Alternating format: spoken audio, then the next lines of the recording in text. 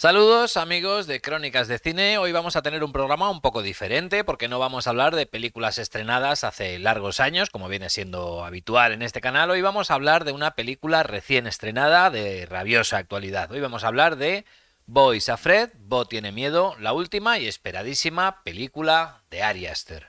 Ari Aster es una rara avis en el panorama actual. Ari Aster es uno de los escasísimos directores con voz propia, uno de los escasísimos verdaderos autores cinematográficos en el agónico panorama cinematográfico actual. Personalmente he ido a la sala con miedo. No solo Bo tenía miedo, yo también, porque soy perro viejo y ya son muchos años a mis espaldas como para no haber aprendido ya lo difícil que es para un nuevo director, y Aster con solo 3 películas lo es sobrevivir a un arranque fulgurante. Ni siquiera Tarantino pudo con ese peso. Quentin Tarantino era muy consciente de que es imposible salir airoso de una segunda película como Pulp Fiction, que ahora es un icono, pero que en su momento fue un clásico inmediato, una película inspirada que llegaba en el momento exacto, a la audiencia exacta, y que encandiló absolutamente a todo el mundo. Y aunque con los años he aprendido a apreciar Jackie Brown como lo que es, un thriller verdaderamente único y un Tarantino cálido, que Tarantino suele ser cínico, y en Jackie Brown es cálido, por ejemplo, Jackie Brown está repleta de buenas cosas. Recuerdo perfectamente la decepción general, la mía y la de todo el mundo, ante una película que para nada se ajustaba a nuestras expectativas y que todos, absolutamente todos, esperábamos como agua de mayo. Ya sé lo que me vais a decir. A mí sí me gustó, sí. Esto se ha llenado, sobre todo con la irrupción de las redes sociales y el inevitable postureo, de reivindicadores de Jackie Brown que siempre la defendieron desde el día uno. Pero no es así. Creedme, yo estuve allí y la decepción fue general. Y el primero en reconocerlo además fue el propio Tarantino. Quentin Tarantino era perfectamente consciente de ello y precisamente por eso el cartel promocional de Kill Bill recordaba la cuarta película de Quentin Tarantino. Era su manera de decir, amigos, que solo tengo 4. Y bueno, eso mismo es precisamente lo que pensaba yo a medida que se acercaba el estreno de Bo tiene miedo, que solo tiene 2 pelis y sobre todo que no se puede superar algo como Midsommar. Y efectivamente, Ari Aster no ha superado Midsommar. Aster tenía 3 posibilidades a la hora de afrontar el difícil momento de enfrentarse a una siguiente película después de Midsommar. Una, combatir a pecho descubierto con una nueva película de terror que intentara superar lo insuperable y salir perdiendo. 2, intentar una película menor, una decepción controlada, un venga, hazla como sea y pasemos a la siguiente, que es en cierto modo lo que hizo Tarantino con Jackie Brown. Y 3, lo que ha terminado haciendo, un movimiento inesperado. Ari Aster ha escapado del laberinto por arriba y ha reventado todas las expectativas con una propuesta inclasificable, con una película personalísima, con una propuesta nada discreta, sino todo lo contrario, una película grande, una película ambiciosa, una película importante. Bo tiene miedo es una película extraordinaria. No una película maravillosa, no una película preciosa, ni encantadora, ni deliciosa. Extraordinaria, tanto por calidad como por cualidad, es una película extraordinaria, e insólita e irrepetible. Bo tiene miedo es una película brillante, es una película relevante que necesitaba a Ari Aster para ser contada y que sin Ari Aster esta película ni ninguna parecida a esta jamás habría visto la luz. Por eso Aster es un autor con mayúsculas y por eso es un autor que convierte sus estrenos en acontecimientos para aquellos que aún amamos la experiencia cinematográfica real. No el streaming en casa, no la tablet en el trabajo con unos casquitos, no. Me refiero a la experiencia cinematográfica real, la de entrar en una sala oscura y dejarse fagocitar, dejarse tragar por una pantalla más grande que uno para ser devuelto al mundo un par de horas después, irremediablemente transformado para siempre. Eso es una experiencia cinematográfica y Aster es de los poquitos que aún consigue eso. Y Aster ha roto todas las expectativas porque en nuestra necesidad de etiquetarlo todo y de hacerlo previsible, todos estábamos esperando una nueva película de terror de Ari Aster. Y Bo tiene miedo es muchas cosas, pero de ninguna manera una película de terror. Sí tiene momentos terroríficos, porque su autor es un maestro en la construcción de situaciones, y de hecho su última película es un alarde de esa habilidad tan distintiva suya de conseguir situaciones límite con una facilidad pasmosa. Baste recordar el principio de Midsommar, en el que Aster conseguía en 2 minutos, con una actriz y un teléfono móvil, llevarnos mucho más lejos de lo que logran la mayoría de los terrores habituales tras 2 horas de metraje. Aster lo conseguía en 2 minutos. Pero ya digo que Bo tiene miedo no es una película de terror. De hecho, las de Aster nunca son solo una película de terror. Midsommar y Hereditary sí eran películas de terror, pero no solo películas de terror. Y no le quito, ojo, ni un gramo de valor a las películas solo de terror. Los que me conocéis, los que conocéis este canal, sabéis lo que me gusta a mí una película boba de terror, porque el terror dice siempre la verdad. Cuando cala una película de terror, cuando te atrapa y te da miedo real, es porque ha dado con una verdad. Y esa verdad está en muchos slashers, por ejemplo, por irnos a un género hiperexplotado y aparentemente poco sofisticado. Pero si el género del slasher tuvo tanto éxito es precisamente porque muchos slashers tocan clavijas que trascienden incluso el miedo que dieron en su estreno. Y de hecho hay muchos slashers de serie B, muchos terrores que siguen manteniendo su poder mucho más allá de que el terror que nos pudieran dar 30, 40, 80 años después haya quedado anticuado. El terror nos conecta con lo oculto, con lo profundo y también con lo sublime. No hay terror mundano. El terror es siempre la superación de lo mundano. El terror nos conecta con lo sagrado, sea o no la intención del autor. Además, por eso hago la distinción entre los terrores de Aster y otras películas solo de terror. Porque el terror cinematográfico se puede construir a través del conocimiento de las reacciones del público, lo que se llama saber los trucos, y puede salir maravillosamente bien, o puede construirse a través del conocimiento profundo del alma, de la mente, del cuerpo humano, de sus aspiraciones, de su historia, de su programa biológico, y llegar a lograr un hito cinematográfico. Y aquí hablo, por ejemplo, de Midsommar o del Resplandor, película a la que Midsommar me recuerda en más de un sentido, porque Ari Aster me recuerda a Stanley Kubrick en más de un sentido.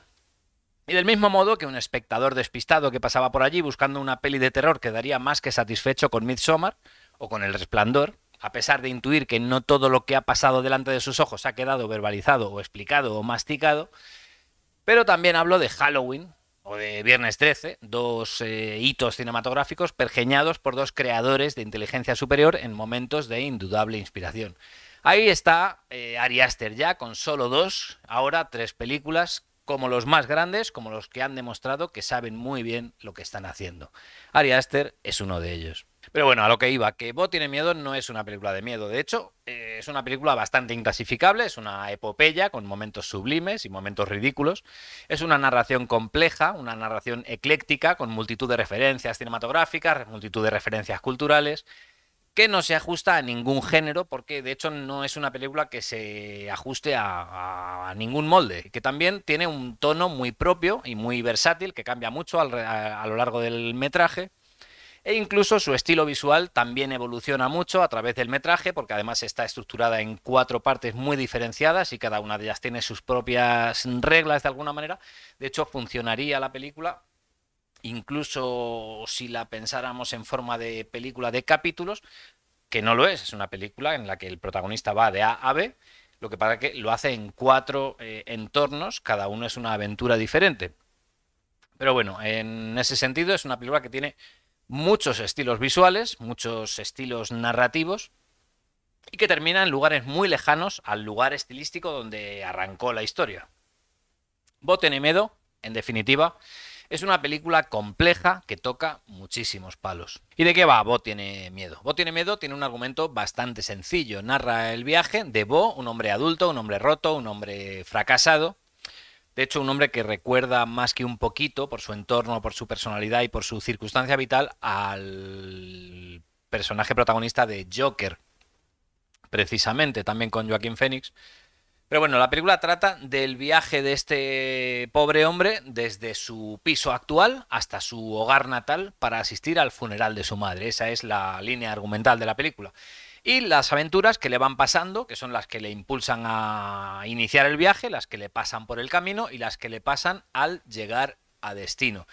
En este punto es importante hablar del tono, de la clave narrativa, para hacernos cierta idea de qué película es Bo tiene miedo. Y es que Bo tiene miedo está contada en clave imaginada. No es cine fantástico, como podría ser Harry Potter, porque no obedece a un lenguaje fantástico reglado. Tampoco es un lenguaje onírico, como el de, por ejemplo, En compañía de lobos, o el que podría ser el de Mulholland Drive, en que la protagonista duerme y a través de sus sueños vamos descodificando qué está pasando o qué ha pasado en su vida real. No. Más bien se trata de una narración en la que pasan cosas muy raras y a menudo imposibles, pero no conviene tratar de interpretarlas en clave onírica. A ver, cuando yo... A ver, por lo menos esa es mi impresión personal. Mi experiencia personal al acercarme a la película, y me acerqué a la película absolutamente a ciegas, que es como más me gusta a mí acercarme a las películas, absolutamente a ciegas. Ya nos hacemos suficientes prejuicios, por mucho que no queramos, como para además añadirle un tráiler y un que a quién han echado y a quién han contratado. No, a mí me gusta ir muy a ciegas a las películas. A esta fui absolutamente a ciegas. No tenía ni idea de qué película me iba a encontrar. Y de hecho, al empezar la película y darme cuenta de que esto jugaba a un lenguaje imaginado, fantástico de alguna manera, pues instintivamente empecé a tratar de leer qué estaba pasando en realidad, a través de lo que estaba pasando delante de mis ojos, lo que le estaba pasando a este personaje que por lo demás no parece muy fiable mentalmente. Pero no pasaron muchos minutos hasta que me di cuenta de que no, de que iba a ser una experiencia frustrante tratar de estar leyendo dos películas, la película real y la película que me estaba enseñando Ari Aster. Al final me di cuenta, por lo menos para mí, de que lo que funciona mejor es simplemente estar pendiente de lo que está pasando y aceptarlo como tal, una película imaginada en la que pasan cosas que no podrían pasar en el mundo real. Una película, en ese sentido, al estilo del Muro, de Alan Parker. Con la que Bo tiene miedo, tiene además también un par de puntos en común, alguno de ellos bastante concreto. Pero bueno, sobre todo lo que quería señalar para lo que quería utilizar de Wall ahora mismo era precisamente eso, que aceptamos el lenguaje de lo que estamos viendo, su imaginería, la imaginería de la película, su lógica, muchas veces una lógica enloquecida, como lo que es la textualidad de lo que está pasando. No creo que en este caso no conviene tratar de leer la historia que estamos viendo para tratar de imaginar la historia real que está ocurriendo. Creo que simplemente en este caso sería un ejercicio frustrante.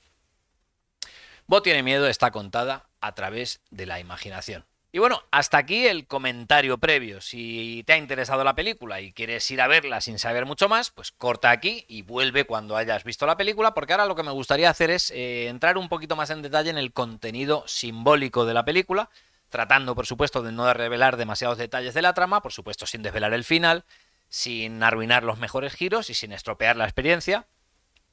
Pero sí me gustaría entrar un poquito más en detalle en el contenido mitológico, en el contenido simbólico, en el contenido iconográfico de la película, que yo creo que ahí está la carne en el asador, está todo el meollo de la cuestión, está todo el peso de la película, está casi todo o todo ahí. Y aprovechando además para pedirte un like antes de continuar. Para empezar, ya ese armazón, ese hilo central, la vuelta a casa, recuerda inevitablemente al regreso a Ítaca, a la Odisea, y además es una vuelta a casa plagada de figuras simbólicas, de símbolos elementales, de figuras del subconsciente, de referencias a la mitología griega, a la iconografía cristiana, a iconos culturales clásicos, a iconos culturales modernos y alguna pincelada de mitologías paganas. Todo lo cual nos pone en la pista de qué nos está contando Ari Aster en el fondo a través del viaje físico, mental y emocional de Bo. Y que es ni más ni menos que un diagnóstico social. Ari Aster nos está hablando nada más y nada menos que de nuestra civilización, del estado actual de nuestra civilización, de la civilización occidental, del lugar del hombre común en ella, del cambio de paradigma auspiciado por la supresión de la figura paterna y de la masculinidad tradicional, totalmente castrada en el esquema general de las cosas, de la concentración progresiva del poder, de la supresión total de todo espacio de libertad, incluso de la libertad interior, debido a los avances de la técnica. De todo eso está hablando Ari Aster en esta película. Y es por esto precisamente, porque habla de nosotros, porque habla de Occidente, de nuestra historia, de nuestro legado, de las democracias liberales y de su estado actual, por lo que Aster aplica estratégicamente los elementos simbólicos de nuestro acervo cultural de modos tan significativos. Ari Aster cuenta nuestra historia y cuenta nuestro momento. Razón por la cual he empezado hablando de Bo tiene miedo como de una película de rabiosa actualidad. En este primer acto se nos describe el hábitat urbano, el entorno natural de Bo, como un absoluto caos, un pandemonium, un infierno multicultural, un Babel postapocalíptico, una Babilonia empobrecida, una Babilonia distópica en estado de total abandono, de hombres desheredados, de hombres deshumanizados. Hay durante todo este fragmento un cadáver en mitad de la calle, nadie repara en él, ni policías, ni ambulancias, el cadáver se va secando a medida que van pasando las secuencias. Un Babel, además, en el que muy significativamente están mezclados los lobos y los corderos, las personas, los depredadores y las personas indefensas, desprotegidas, abandonadas totalmente a su suerte, sin policía de por medio. Y el único policía que vemos, entre tantos ladrones, entre tantos asesinos, entre tantos ocupas incluso, significativamente solo apunta con su arma a un hombre inofensivo que está armado con una Virgen de Escayola, una peligrosísima Virgen de Escayola. ¡Suelta! ¡Suelta el arma! ¡Suelta el arma! Todo un comentario social. Ese hombre aterrado es Bo. En este primer fragmento, que recuerda, ya digo, al Joker, precisamente con un Joaquín Phoenix acobardado que vive sitiado en un edificio de apartamentos baratos que se está cayendo a trozos, todos ruidos vecinales, en el que la locura, la contaminación acústica, la contaminación visual, la basura, los disparos, los gritos son lo habitual, la normalidad. En Bo tiene miedo, el urbanita medio está deshumanizado o está desprotegido. Bo solo sale de su apartamento por una razón poderosa, porque entrar y salir de su portal es un problema, porque hay un hombre que le está acechando, un tipo además con pinta de demonio, un tío desnudo, que está en la calle desnudo, sin un solo pelo en todo el cuerpo, un tipo tatuado hasta el último centímetro, con los ojos totalmente negros, sin parte blanca, un hombre caucásico, totalmente autocreado, un hombre sin historia, un hombre sin pasado. Bo está amenazado por un hombre perfectamente aculturizado. Ni su madre lo reconocería. No sé si entendéis por dónde voy. Tampoco quiero analizar cada clave, pero todo esto va conformando el diagnóstico social de Ari Aster en este primer fragmento. La iconografía cristiana también está presente en estos primeros momentos, no solo con esa Virgen, también las heridas que va a recibir en un momento dado Bo, una herida, una puñalada en un costado, y luego las heridas de defensa en las manos, va a ser un hombre con las manos mutiladas y una lanza en el costado, un hombre desnudo además. Pues bueno, ya vamos viendo que lo que está haciendo Aster es ir trazando una red de iconos culturales reconocibles para cualquier occidental medio. En ese sentido, uno de los elementos más juguetones y de los más interesantes y complejos de la película es la relación que tiene Bo con el agua. El agua es un elemento que va a jugar papeles simbólicos durante toda la película, pero no monolíticamente, sino que continuamente va a cambiar su sentido dependiendo de cómo participa, en qué forma, de dónde viene, para qué lo utiliza Bo o qué hace sobre Bo el agua. Cada vez va a tener un significado diferente, pero siempre o casi siempre va a estar relacionado con su madre. Nada más empezar la película de hecho empieza con el nacimiento de Bo, pues ya tenemos el agua como amnios natal, como líquido amniótico, el agua como dadora de vida, el agua como madre primigenia.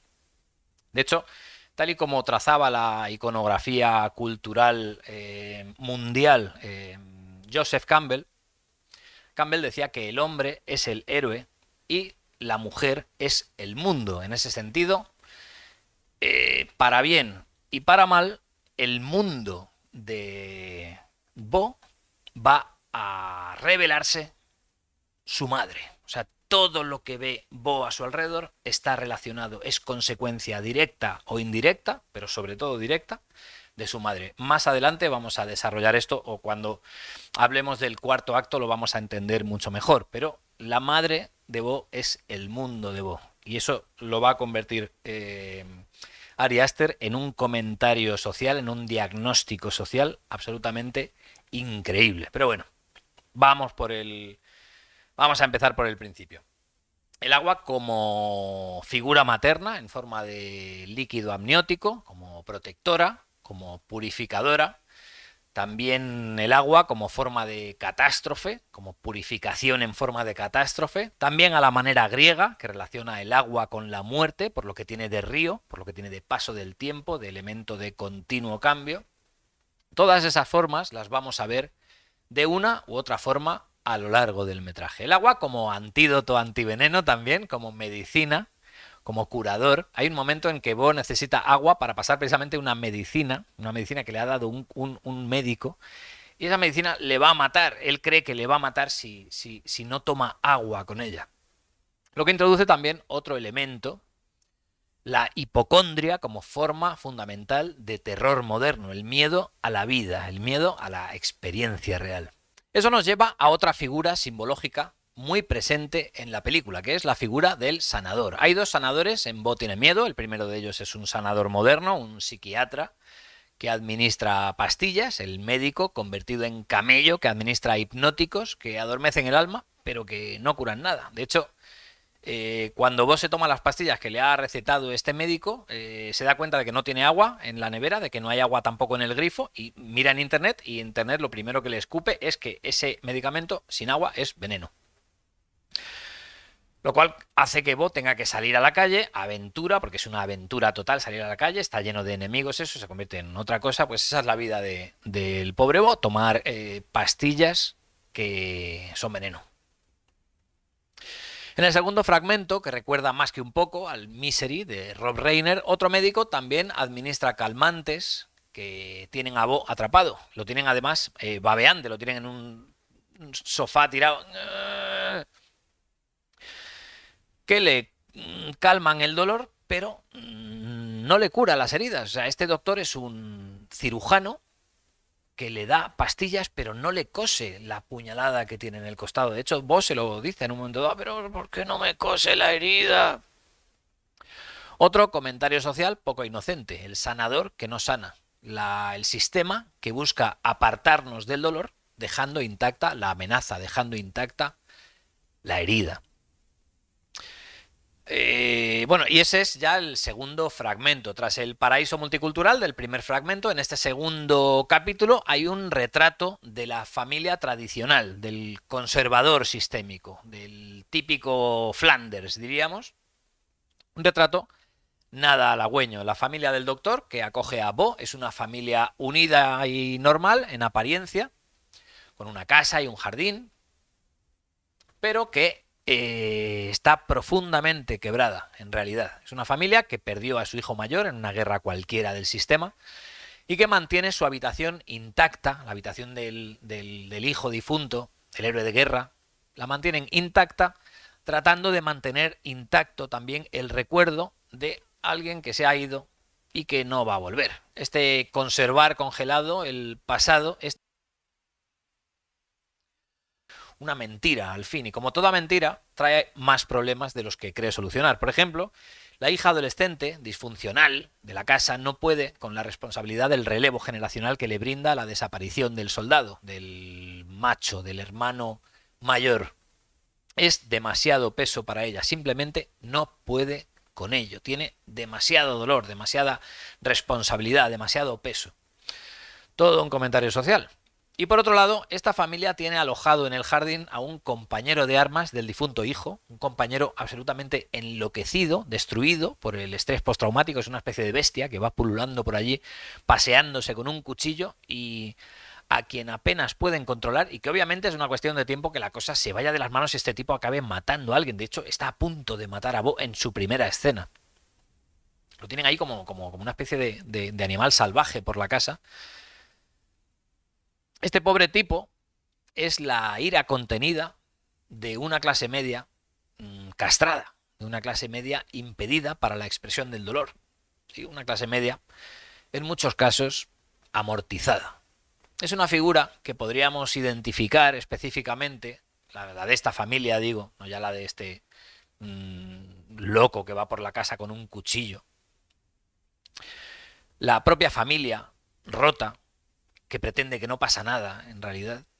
digo que la podríamos identificar con el American Way of Life. De hecho, alude a él la película directamente, la casa con la bandera, con el jardín, con la niña en apariencia preciosa y que en realidad se infla a porros y que tiene unas actitudes totalmente disfuncionales, un matrimonio que en realidad hay, en esa calma y en esa alegría hay tensión, es una alegría insulsa en realidad.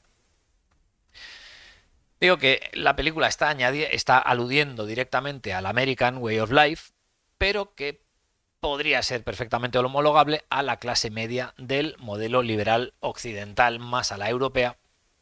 Quiero decir que no es un mensaje que sea exclusivo para Estados Unidos. Ari Aster está hablando a todo Occidente.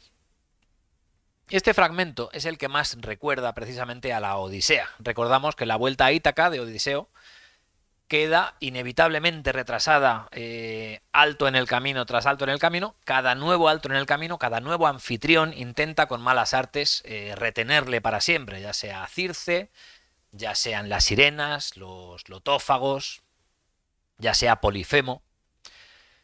Y esta es la sensación precisamente en este fragmento, que por tanto recuerda mucho a Misery, la de la sensación de no poder salir, la de que una fuerza invisible nos impide avanzar pase lo que pase y que estamos allí sin que el mundo lo sepa, o sea, estamos ahí de una manera totalmente anónima.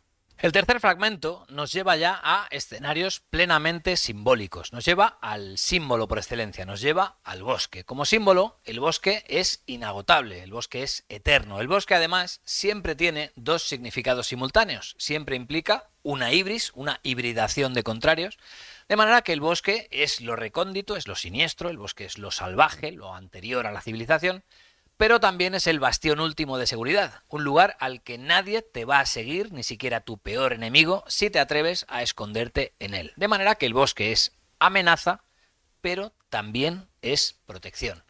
Del bosque, además, salimos todos, pues es previo a la civilización, de ahí salió la humanidad, del bosque, pero también es nuestro destino inevitable, porque la muerte es el bosque definitivo, la última puerta a lo desconocido, la puerta definitiva a lo desconocido es precisamente el bosque.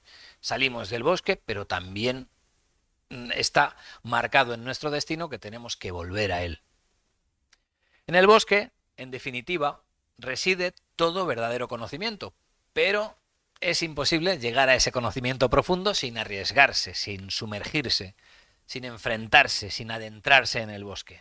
Para conseguir una verdad tienes que arriesgarte. No hay conocimiento sin bosque, ni bosque sin terror. Y por eso el terror nos conecta con lo sagrado, porque es la única vía para llegar a ello.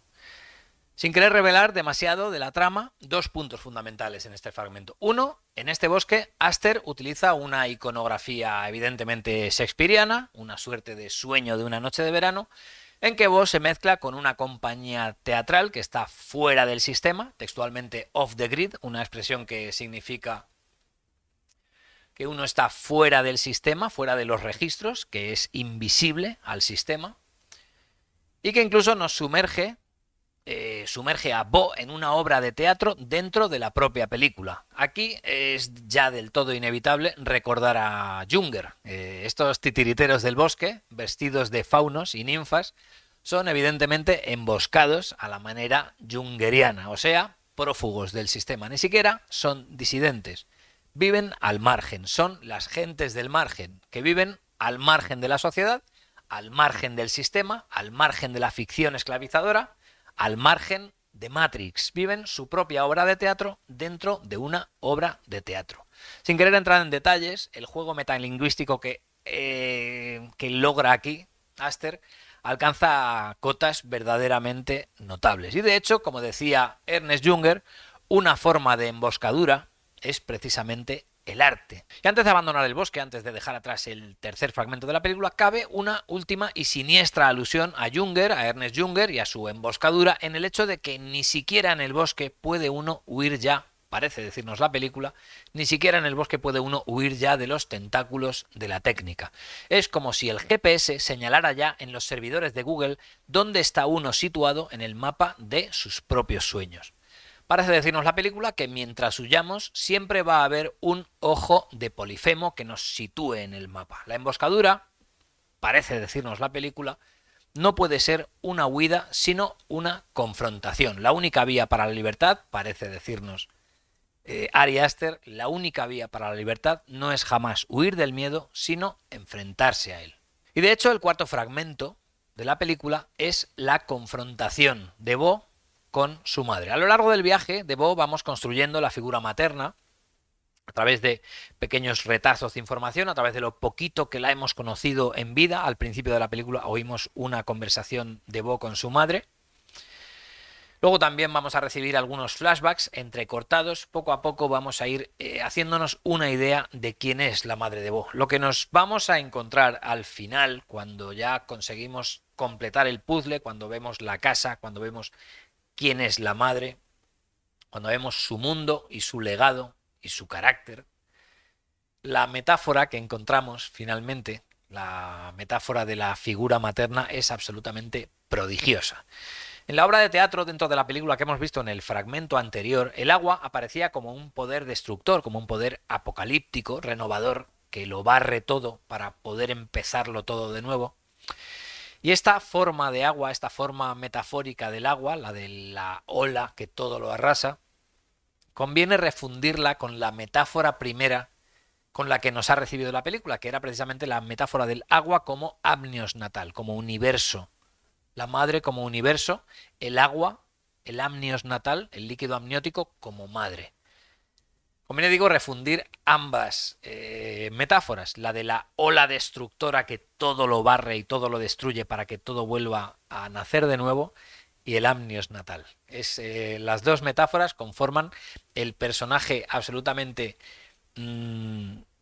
espectacular que es la madre, la figura materna en Bo tiene miedo. Llegados a este punto tengo que avisar que pues ya vamos a llegar al desenlace de la película. No voy a contar textualmente lo que pasa en ella, pero sí voy a hablar de lo que ocurre simbólicamente, de manera que si estás interesado en ver la película, te recomiendo que cortes aquí, vayas a ver la peli y luego si quieres vuelvas para comprobar si lo que tú has visto se parece a lo que yo he visto o si no, o lo que tú quieras.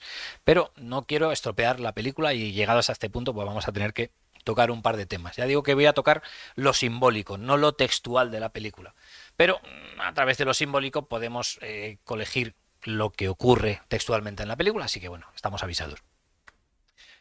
Yo creo que a través del diagnóstico social de Aster vamos a poder contar las verdades más contundentes de la película sin revelar la trama. Para empezar, Aster revela a la madre de Bo, como un ser omnipotente que de alguna manera sobrevive a su propio funeral, de alguna manera.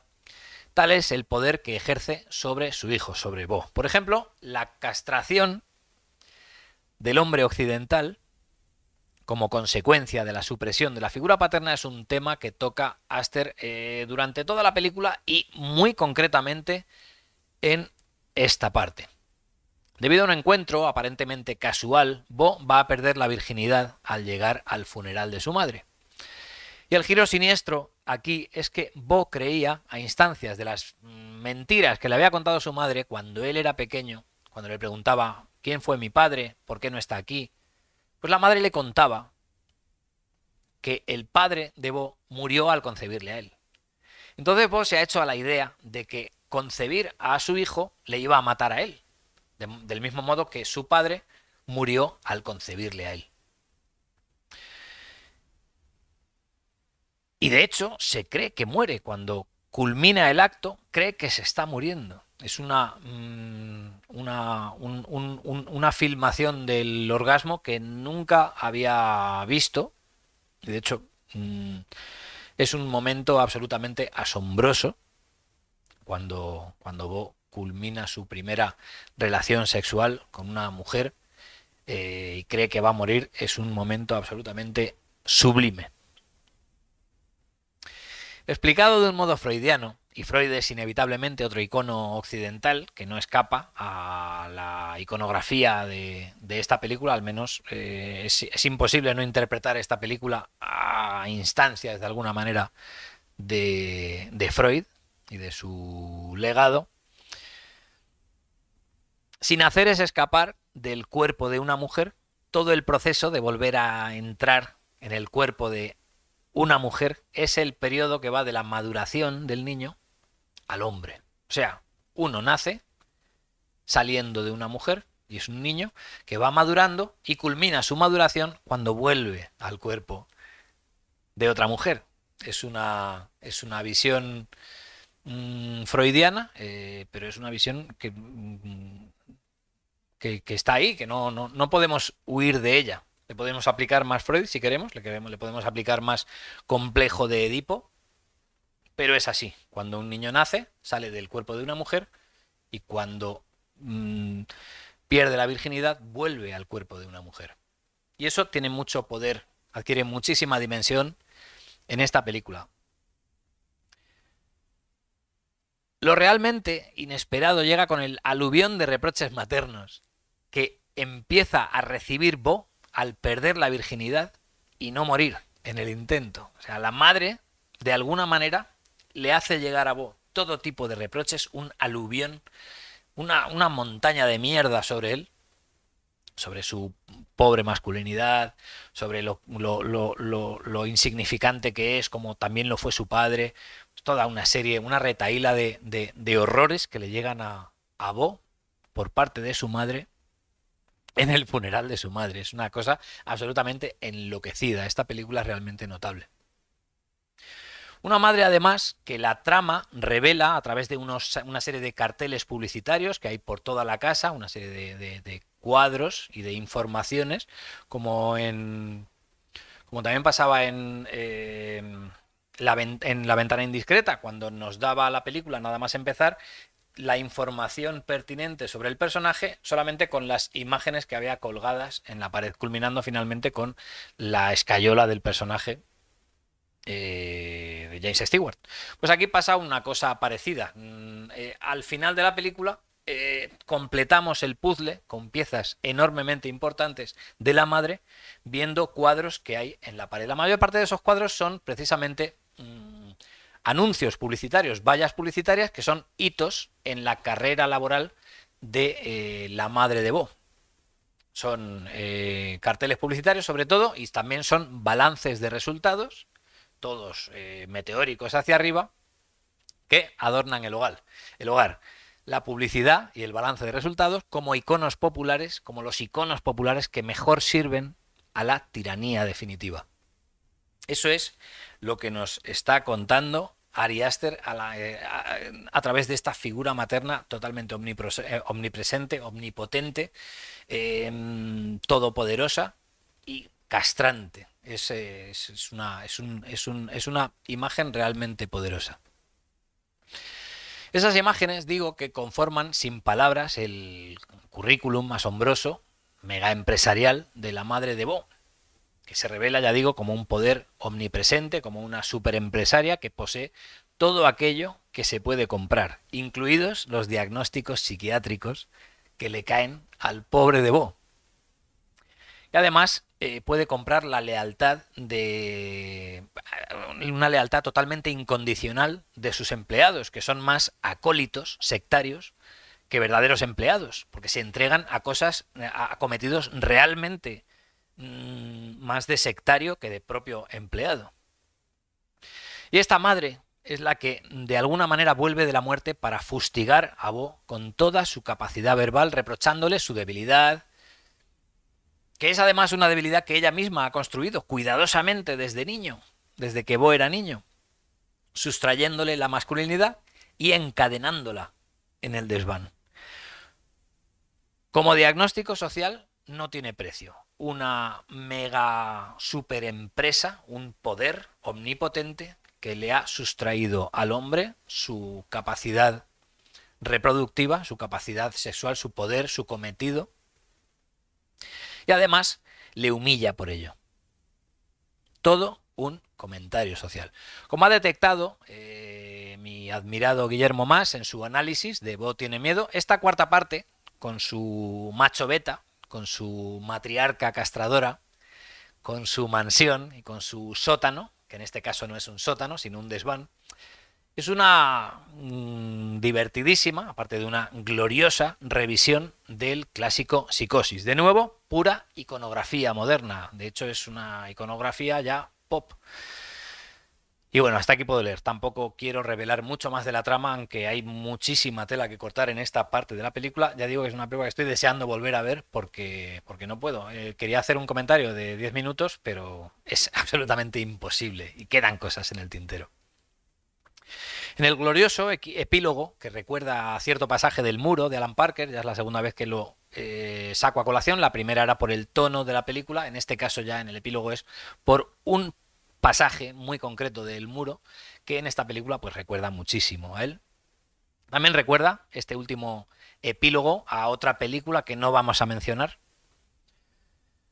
Y de nuevo entra a colación el agua como poderoso símbolo en la forma del río Aqueronte. El pasaje final de esta película alude de nuevo a la Odisea. De hecho, en la Odisea, cuando Odiseo cruza el río Aqueronte y viaja al Hades, habla precisamente con su madre. Y de alguna manera es eso precisamente lo que está ocurriendo en este cuarto fragmento de la película y eso queda completado con la imagen del agua con la que culmina este epílogo final de la película. Queda claro que Bo tiene miedo es una película implacable en su diagnóstico, es una película perturbadora en su ejecución y es sobre todo balsámica en la sequía creativa en medio de este desierto cultural que los vendedores de humo llaman época dorada, manda cojones. Llaman época dorada, digo, porque hay muchos títulos y muchas franquicias que hacen pi, pi, pi, pi, pi, pi, como en las maquinitas, y a eso le llaman época dorada. Y en ese entorno, Bo tiene miedo, no puede ser un éxito. Es imposible que sea un éxito de taquilla, probablemente ni siquiera quiere serlo. Bo tiene miedo, tiene vocación de película maldita, no quiere llegar a todo el mundo de ninguna de las maneras. Tal vez Aster ha querido hacer Bo tiene miedo precisamente a fondo perdido, antes de perder la última oportunidad de decir lo que ya no se puede decir, que es lo que dice esta película. Esta película, sorprendentemente, dice lo que no se puede decir. Sorprende incluso que haya podido ver la luz una película que no solo dice lo que no debe ser dicho, sino que no tiene un solo atisbo, además, de la basura cancerígena, woke, parroquial y normativa que lo apesta todo. Y si ha podido ver la luz es precisamente porque el sistema cree tenerlo todo tan bien atado en esta asfixiante unanimidad mediática que han comprado todo lo que se puede comprar. Como Bo, como la madre de Bo, tiene comprado todo lo que se puede comprar. Y por tanto creen poder permitirse incluso algún atisbo de verdad en el mainstream, riendo como reían los generales mientras Schindler lanzaba agua sobre los vagones. Eso sí que es cruel, Schindler. Jaja, les da esperanzas. ¿Os acordáis? Bo tiene miedo no es una buena película. Bo tiene miedo es una verdadera experiencia cinematográfica. De esas que cada vez son más valiosas porque el bien más valioso es siempre el bien que más escasea. Mirad, yo adoro el cine. Siempre lo he amado. Siempre. Pero el cine es una tentadora herramienta a la medida exacta de la nueva tiranía, por lo que tiene de simulacro, de simulación controlada, de generación de sentimientos sin consecuencias físicas. Y no sé si os... que es exactamente lo que es un simulacro. Y yo no sé si os habéis fijado, pero cada vez se nos proponen más simulacros y se criminaliza cada vez más la experiencia real, la comida real, el viaje real, el sexo real, el animal real, la experiencia real.